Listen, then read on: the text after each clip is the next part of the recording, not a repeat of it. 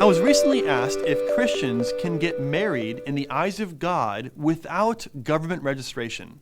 And if so, should they or shouldn't they? Well, I think the obvious and kind of immediate answer that comes to mind is yes, of course, Christians can get married in the eyes of God without government registration.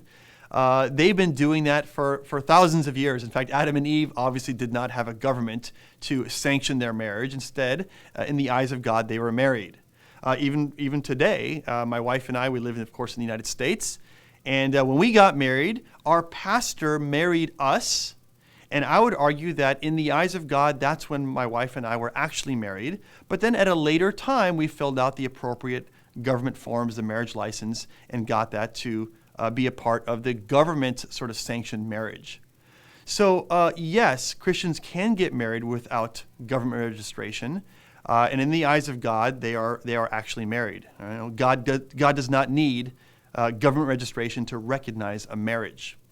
However, Christians cannot get married in the eyes of the government without getting a marriage license.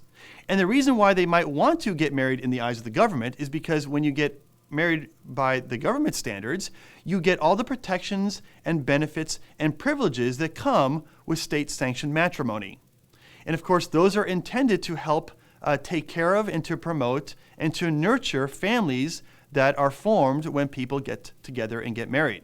That's, by the way, why I would recommend for Christians to not only get married in the eyes of God, but also to go the next step and get married in the eyes of the government as well, to get the marriage license. Because that way they can participate with the government and get those protections and privileges that come with state-sanctioned matrimony. By the way, I hope you recognize that the government is a God-given institution.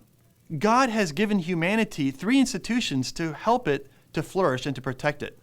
Right? God's given us the church, God's given us the family, and God's given us the government.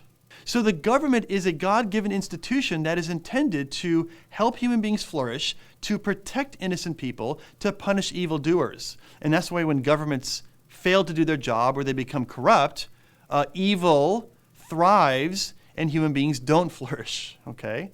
But notice, because the government is a God-given institution, it's appropriate for us to participate in this government-sanctioned matrimony and to get the privileges and the benefits that come with that. There's nothing wrong with doing that. So long as the government has not, gone completely awry and is just horrifically evil, then maybe you could argue, yeah, okay, so maybe you don't want to participate with everything the government does.